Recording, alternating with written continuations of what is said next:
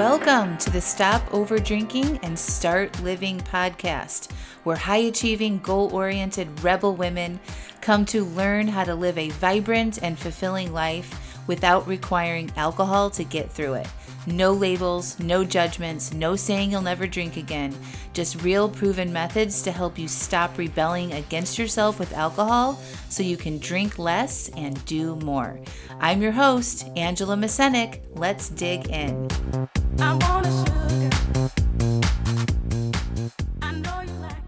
Welcome to episode 227, Intuition Around Alcohol. Well, welcome back, everybody. Hello. Thank you so much for coming back for another amazing episode of the Stop Over Drinking and Start Living podcast. I'm your host, Angela Mascenik. And I feel like I'm in a very silly mood today. So I hope you have fun and this might make you laugh a little bit. I want to talk to y'all about intuition and alcohol. And a lot of y'all are these high-achieving, successful, type A women who are very goal-oriented and like to write things down and check off your lists and all the things. And I just want to talk about intuition a little bit because I think we miss that if you're anything like me and you're balancing a lot of things and you're very driven. You may even call yourself an overachiever. Maybe you're high strung. Anybody out there that resonates with that? And if you kind of have identified yourself as some of these things, some of these attributes about who you are, I think it's really important to talk about some other things that you may not be aware of. Or maybe there's like some whispers of things that you kind of know about yourself or feel like could be true, but you don't want to look at it. Okay. So it's been coming up a lot in my coaching programs and Alive AF, especially, and in my program that's now ending, Stop Over Drinking and Start Living, around kind of like what we know to be true.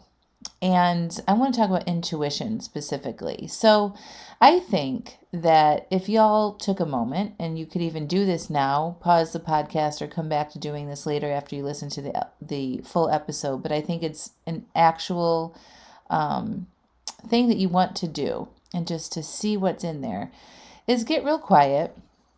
Take a couple big deep breaths and connect to your body. I'm actually going to guide you right now in how to do that, how to settle into your mind and your body and connect with yourself. Okay, so if you're driving, you might want to, fast forward this or come back and listen to it. If you're walking, I would suggest you pull over someplace safe and stop walking. Be someplace quiet if you're in your home or work where you're not going to be interrupted for a couple minutes, okay? So when you're ready to do that, I want you to close your eyes. And I want you to take a big deep breath through your nose.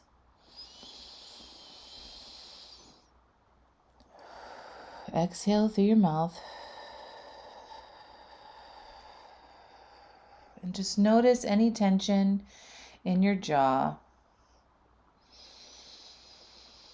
Another deep breath in. Exhale out. Relax your shoulders. And now I just want you to focus your attention on your breath. So what does it feel like as your breath goes in through your nose and out through your mouth? Do you notice a temperature? Is it feel cooler when it goes in through your nose and warmer as it gets processed through your lungs and your body and out through your mouth?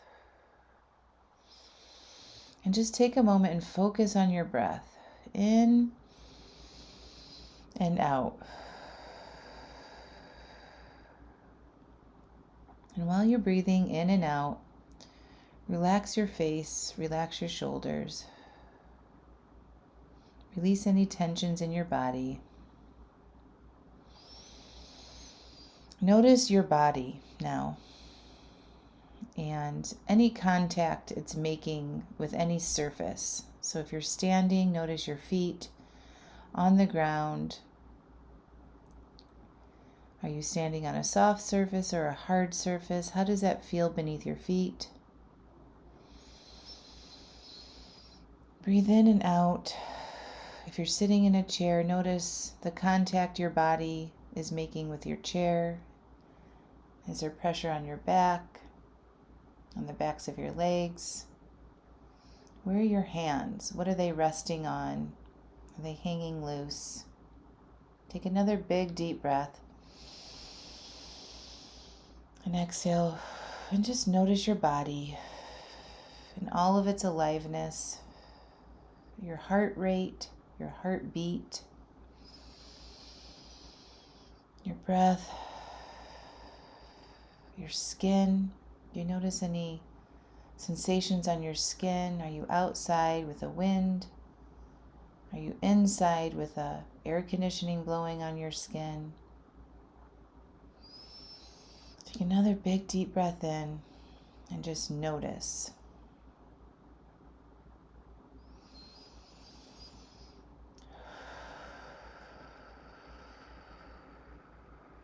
And you'd be welcome to open your eyes now to a soft gaze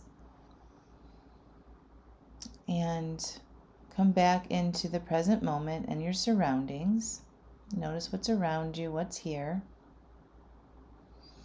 And now that we're sort of connected with our body and our breath, and maybe we've relaxed a little bit and quieted the mind, I want you to ask yourself a question. What do I know about my relationship with alcohol?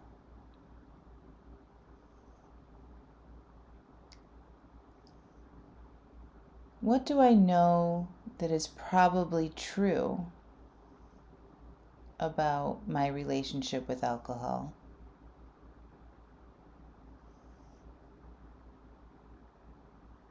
And do I think that alcohol is a place in my life? Or what is the truth about maybe it not having a place in my life?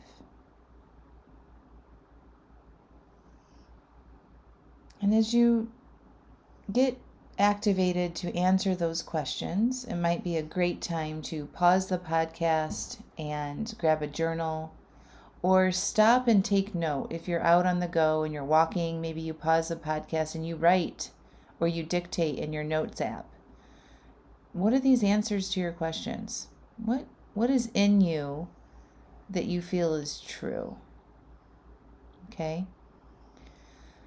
And usually our intuition is a feeling state. It guides us based on how we feel. So if the answer that came up to you is like, alcohol probably doesn't have a place in my life, it's not good for me, that probably felt true to you. Like it probably felt not resistant. Okay? And if you answered, I really want to keep alcohol in my life, but I don't think it's good for me, and you felt some resistance there, that's just something to notice, right? Like, it's like what you want, what your mind wants, and what you know is probably right for you is there in how it feels when you answer these questions. And I also just want to step back here. So I think this was great for you to do on your own and grab your journals and journal this out. But I also just kind of, before you do this, before you go down that path too, I don't want you to judge or overthink this process, yeah, overachievers. Okay? Just notice what comes up with those simple questions and what felt true for you, or maybe what felt, resistant or not good. Okay, and take note of those things. That is sort of our intuition, right? I was just talking with my clients about, name a situation recently, or maybe you can even remember it from a long time ago, where you knew something wasn't right, but you ignored that and you went forward anyway, and it turned into a shit show, right? And in hindsight, you're like, you know what? I knew that wasn't a good decision, or I knew that wouldn't work out. I knew that would happen. Okay? And we know these things because of our intuition. our internal guidance system that says, hey, whoa, whoa, whoa, this doesn't feel right. Hello. And most of the time, we don't listen to it, right? We just say, well, I want to try, or I'm going to make this work, or I'm going to give them a chance, or I just need to suck it up and go through it anyway, right? And we override our intuition. And when we do that, oftentimes it doesn't work out so well. Okay.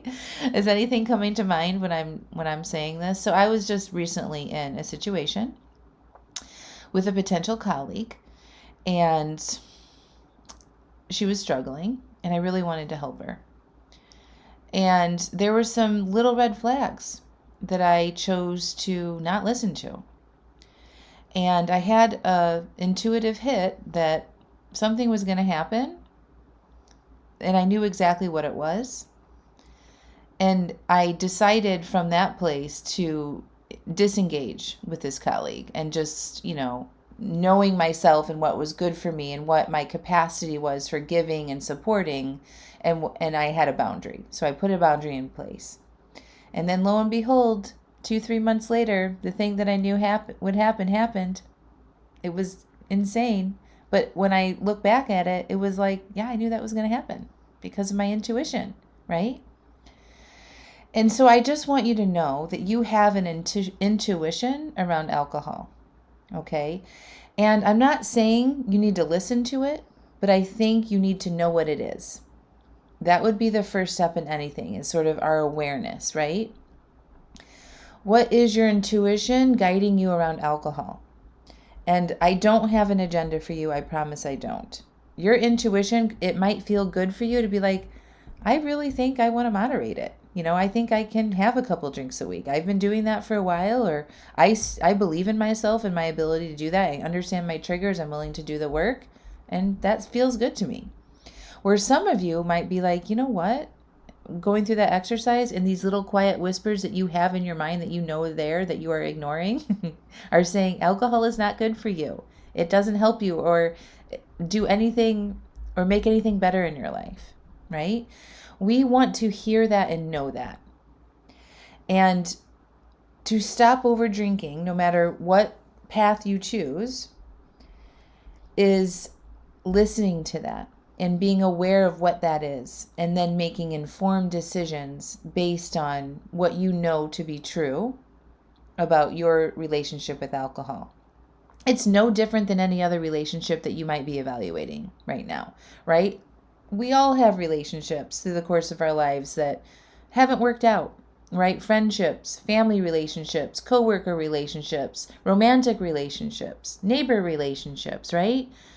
And through all of those different types of relationships with other humans, we're constantly evaluating things, right? Does this person make me feel good? Do I like who I am around this person?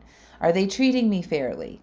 What's happening here? I don't like this, right? And then we make decisions to either end the relationship or stay in the relationship. But we're kind of always paying attention to that, right? And if you're not, you absolutely should be. Okay. So we shouldn't force ourselves to do things that don't feel good for us. Okay. That's why we drink at the end of the day, because we're trying to escape that, right? So it can be very layered. But anyway, if you can find one human relationship that you've been in that maybe didn't feel great, and you've evaluated it, you've given it a chance, and you've decided that it wasn't good for you and you've moved on. Everybody has one of those, right? It's the same process with alcohol. And you have an intuitive guidance system, which is your feelings most of the time, that's like, hey, hello, this doesn't feel good. That you don't even need to have a label on it. It doesn't need to be labeled anxious or worrisome or depressed or angry or frustrating. It doesn't need to have any of those labels. It's either good, it feels good, or it doesn't feel good. Okay? And so if you stop and you pause and you connect with yourself and get quiet in your mind, and then you ask yourself these questions, you're going to get the answers that are good for you. And we can pay attention to those answers. We know what they are. And then you can make conscious decisions around what you want to do. So I just want to ease your worries here. If it came up for a lot of you that alcohol is not good for you and it probably would be better if you didn't drink it, I don't want you to go into a tailspin here. Okay? It's just information, right? It's our information, which is important to know because it's our lives and it's our relationship with alcohol, right? And so if that's what's coming up for you, maybe for the next week, let's look at opportunities to not drink. Doesn't have to be every day, but maybe your drink plan is like more so not drinking than it is drinking. Or maybe there's certain opportunities you're like, you know what, I'm not going to drink in social situations anymore. Or you know what, I'm not going to drink at home anymore.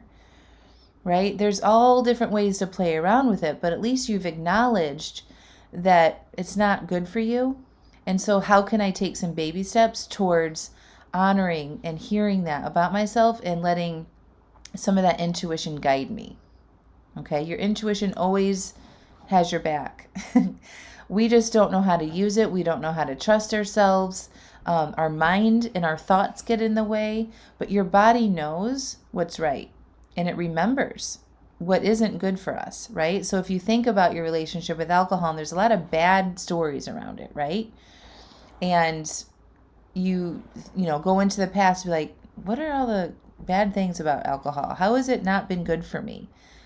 Ugh, right? We get this instant feeling of like, ew, right? Like it doesn't feel good. When I think about that in my relationship with alcohol in the past, I feel kind of sweaty.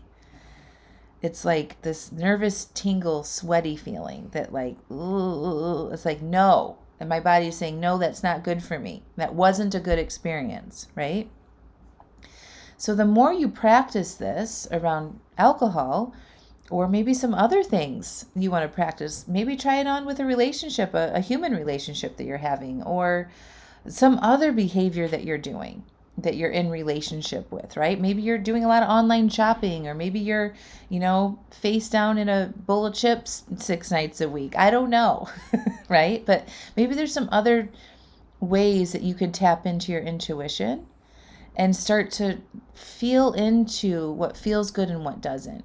And that'll be sort of your guide to making easier decisions.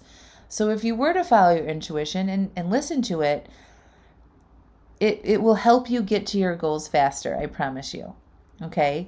When we ignore it and we're not willing to look at it, it really just delays what we probably need to be doing. And we have a lot more suffering. And we battle with ourselves so much more, this back and forth, right? About decisions that we make around it, and over drinking and going against what we know is right. Even in the moment when you choose to drink and it wasn't planned for. So, you all know that I teach you how to plan drinks, right? That's one of my core principles, is that we don't make same day decisions around alcohol. And so if you want to keep alcohol in your life, you have to be pretty committed to that, right? And of course, you're not going to be perfect, but when you're become conscious of changing a relationship with alcohol, you're like, all right, I'm not going to make a same day decision. I'm going to think about this ahead of time and not be responsive to my emotions in the moment, okay? And so you say you don't have drinks on your plan, or it was a non-drinking day, okay?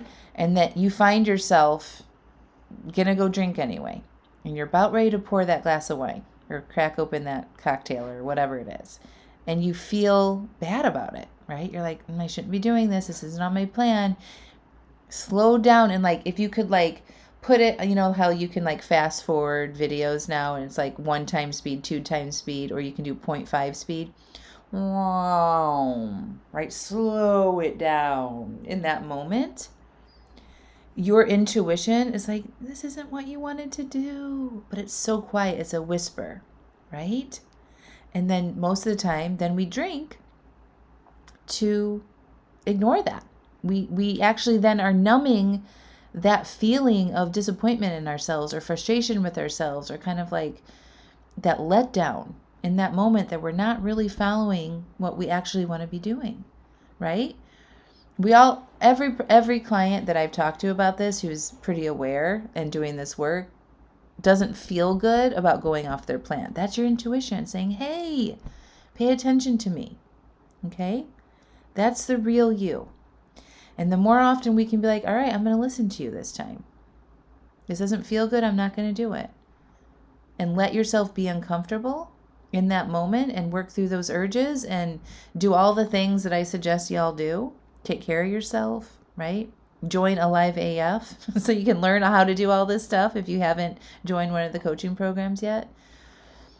And you can show up for yourself and be in tune and alignment with what you actually want. It's a beautiful process, and it doesn't have to be hard. And it can actually be fun and really enlightening and empowering, and a whole new world will open up for you when you start to listen to what is good for you and what is not, and letting that kind of guide you in your life and around all sorts of things. Okay? And we're just going to play around with it, get curious around it with alcohol right now for this podcast episode. But I invite you to expand your intuition and your ability to tap into, what is this good for me? Is this not good for me? If it feels bad, it's not good for you. Okay? If it feels good, it's probably all right. Give it a try. All right, my friends. I would love to hear from you. If you've tried this, if you're in Alive AF, of course, please post in the private Facebook group and let me know if you've tried this and what you've discovered here. Don't be scared about what comes up. Just be curious. And remember, you're still in charge. You get to decide what decisions you make, even if it is a decision of, I don't think this is good for me. We can take baby steps to get there. Promise. And I can absolutely help you. All right. So if you're brand new to the podcast, what a great way to start.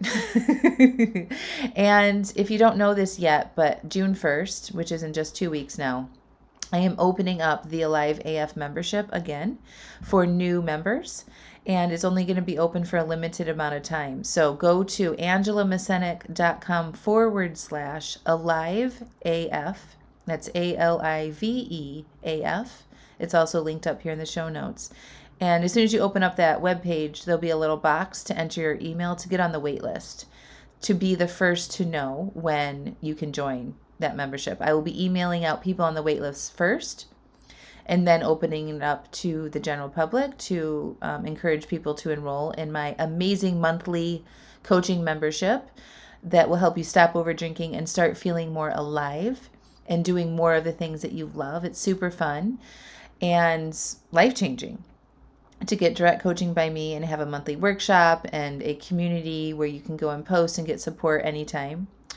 So that's happening, and you want to make sure you're the first to know about that. If you're already in Alive AF, thank you. We are just getting started. We've got so many fun things planned ahead, especially around this summer. We're going to be doing a Sober July challenge, or a Dry July challenge in July. You don't have to do it. It's not a requirement, but it's a great way to have some support on taking a 30-day break around alcohol. I'm really excited about that, which will be a bonus inside the Alive AF program, in addition to our workshops and our monthly coaching call.